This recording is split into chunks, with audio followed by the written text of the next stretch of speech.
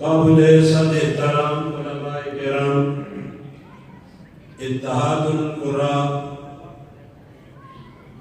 عالمی پاکستان کے چیئرمین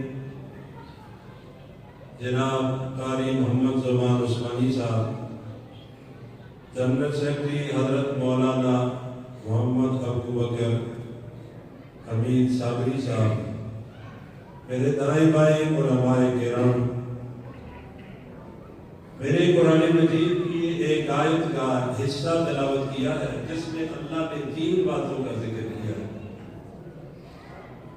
اور صاحب علم حضرات تشریف فرمائے، اگر اللہ پاک آپ کو موقع دے اس آیت کی تفسیر میں بخاری شریف کا حاشیہ آپ دیکھیں گے تو آپ اپنی آنکھوں سے یوں منظر دیکھیں گے کہ آپ جنت میں ہیں اور یہ گفتگو آپ جنت میں کر رہے ہیں یا سن رہے ہیں۔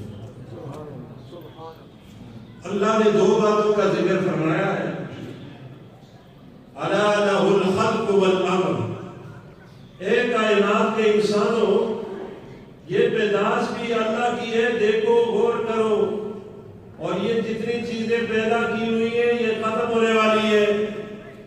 آسمان بڑی شان والا ہے، بلندیوں والا ہے، یہ ختم ہونے والا ہے۔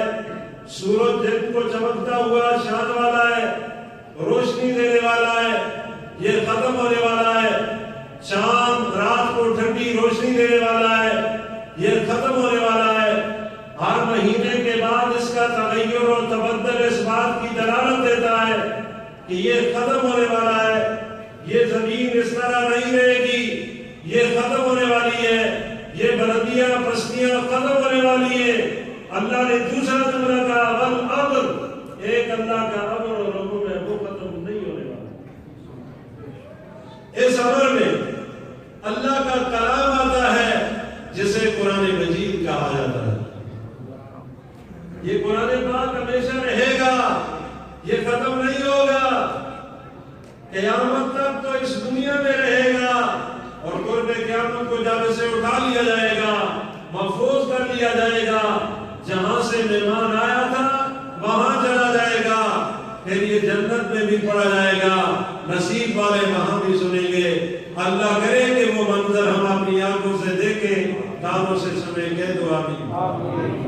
قرآن کرام نے تلاوت کی اور شعراء نے کلام پڑھا تو آپ حضرات کا ہزارے والا مزاج مجھے نظر آیا کہ وہ سر کو حرکت کرتے ہیں لیکن بولتے نہیں ہیں۔ یہاں تو ہم نے سنا تھا کہ لوگ بولتے بھی ہیں، آپ بولے نہیں ہیں۔ سبحان اللہ، دعوت کتنی اچھی کی، نعت خوانوں نے نعت کتنی اچھی پڑھی اور کوئی آواز نہیں آئی۔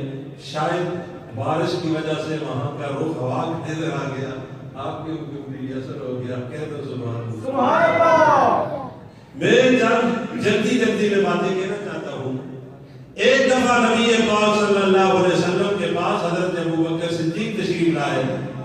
امام احمد بن حنبل حضرت اپنی کتاب فضائل صحابہ میں یہ روایت نقل کرتے ہیں، ارشاد فرماتے ہیں کہ ابو بکر حضرت آدم علیہ السلام سے لے کر کے مجھ تک جتنی لوگوں نے نیکیاں کی ہیں اللہ تعالیٰ انہیں بھی ان کا اپنا اپنا ثواب دے گا، ان کی نیکیوں کا مجھے ثواب ملے گا، کہہ دو سبحان اللہ۔ اور مجھ سے لے کر قیامت کی صبح تک جتنے لوگ نیکیاں کریں گے ان نیکیوں کا ثواب اللہ تمہیں عطا فرمائے گا، سبحان اللہ۔ آج کی یہ محفل جہاں آپ کو ثواب ملا، ہمارے بزرگوں کو ثواب ملا، اس سے بڑھ کر کے حضرت ابو بکر صدیق کو ثواب ملا، سبحان اللہ سبحان اللہ۔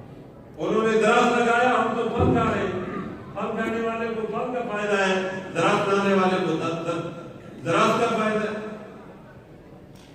دوسری گزارش، اسی کتاب میں امام احمد بن حنبل رحمۃ اللہ علیہ بیان فرماتے ہیں نبی پاک صلی اللہ علیہ وسلم ایک دفعہ مسجد نبی کے اندر تشریف لائے، 3 آدمی اللہ کے قرآن کی تلاوت فرما رہے ہیں۔ حضرت سیدنا ابو بکر صدیق رضی اللہ تعالیٰ عنہ تلاوت فرما رہے ہیں، حضرت عمر رضی اللہ تعالیٰ عنہ تلاوت فرما رہے ہیں، ایک تیسرے صحابی تلاوت فرما رہے ہیں۔ حضرت ابو بکر صدیق رضی اللہ تعالیٰ عنہ بالکل آہستہ تلاوت فرماتے ہیں، سیدنا حضرت عمر رضی اللہ تعالیٰ عنہ بلند آواز سے تلاوت فرما رہے ہیں، تیسرے صحابی کبھی ایک جگہ سے پڑھتے، کبھی دوسری جگہ سے، کبھی تیسری جگہ سے جلدی جلدی تلاوت فرما رہے ہیں۔ نبی پاک صلی اللہ علیہ وسلم نے حضرت ابو بکر صدیق رضی اللہ تعالیٰ عنہ سے ارشاد فرمایا، ابو بکر تم آہستہ کیوں قرآن کی تلاوت کرتے ہو؟ تمہاری تلاوت کی آواز تو مجھ تک بھی نہیں آتی۔ انہوں نے ارشاد فرمایا، اے اللہ کے پیغمبر صلی اللہ علیہ وسلم، جس کا کلام میں اسے سنا رہا ہوں وہ میری آہستہ بھی سن رہا ہے۔ سبحان اللہ۔ حضرت عمر رضی اللہ تعالیٰ عنہ سے ارشاد فرمایا، تم بلند آواز سے کیوں پڑھ رہے ہو؟ حضرت عمر رضی اللہ تعالیٰ عنہ نے ارشاد فرمایا، اللہ کے پاک پیغمبر صلی اللہ علیہ وسلم اس لیے بلند آواز سے پڑھ رہا ہوں کہ جو سوئے ہوئے وہ میرے کلام کی تلاوت سن کر کے اٹھ کر کے اللہ کی عبادت کریں یا اللہ کا قرآن پڑھ لیں۔ تیسرے صحابی سے پوچھا، تم کبھی یہاں سے کبھی وہاں سے کبھی وہاں سے جلدی جلدی میں کیوں پڑھتے ہو؟ وہ ارشاد فرمانے لگے، اللہ کے پاک پیغمبر صلی اللہ علیہ وسلم، اللہ کا اتنا پاک کلام ہے، زندگی کا کوئی اعتبار نہیں۔ میں کہتا ہوں کبھی یہاں سے پڑھ لو، کبھی یہاں سے پڑھ لو، کبھی یہاں سے۔ حضرت مولانا مفتی سیف الدین دعوت برکاتہم سے مسجد کا منظر ہم نے پہلے نہیں دیکھ سکا تھا، سن سکے تھے، اللہ نے ذریعہ لگایا۔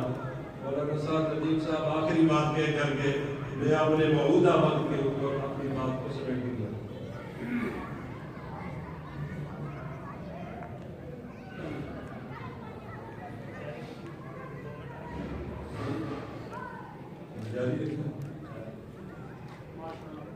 میں جلدی میں بات کہنا چاہتا ہوں۔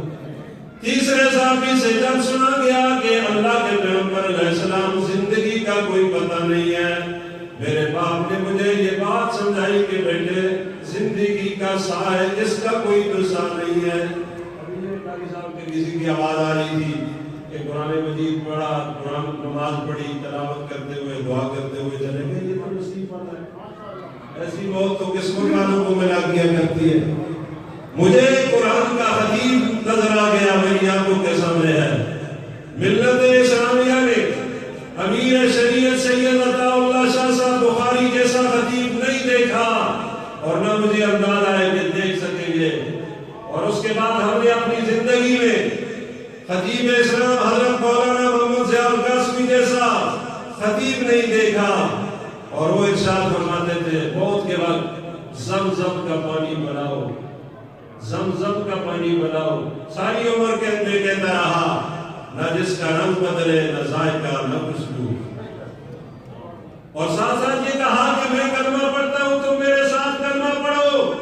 میں ساری عمر اللہ کی توحید کی آواز لگاتا رہا، ختم نبوت کی آواز لگاتا رہا، صحابہ کرام اور اہل بیت کی آواز لگاتا رہا، اللہ کے قرآن کو سناتا رہا، اللہ کی توحید کے جام بھر بھر کے لوگوں کو پلاتا رہا۔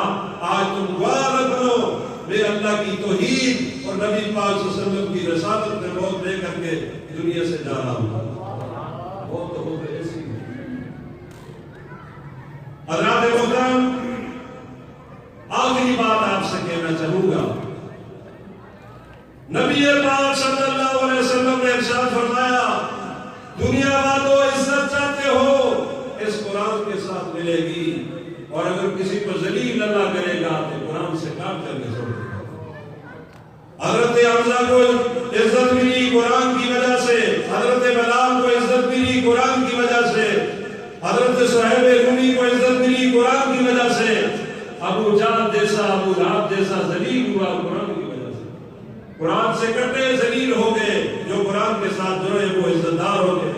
یہ قرآن کرام بڑی شان والے ہیں، ان کی پاک زبانوں سے اللہ کا قرآن پڑھا جا رہا ہے۔ آپ حضرات بھی سنیں، ہم بھی سنتے ہیں۔ اللہ تعالیٰ ہمیں صراط مستقیم پر چلنے کی توفیق عطا فرمائے۔ آخری اپنی بات کہہ کر کے اس بات کو یہاں چھوڑ کر کے جا رہے ہیں۔ ممتاز کیوں نہ ہو اسلام دنیا بھر کے دینوں میں، جو گھر سے ناراض ہو کر کے آئے وہ آہستہ کہے زبان میں سبحان اللہ۔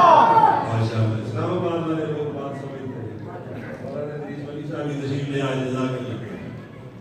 ممتاز کیوں نہ ہو اسلام دنیا بھر کے دینوں میں، وہاں مذہب کتابوں میں، یہاں قرآن سینوں میں۔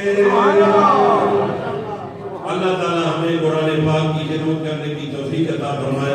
کاش وقت کا دامن تنگ تھا، ہم نے اسی تنگ دامن کے اندر اپنی ضرورت کو پورا کر لیا۔ اللہ اس گفتگو کو میری اور آپ سب کی نجات کا ذریعہ بنائے۔ وآخر دعوانا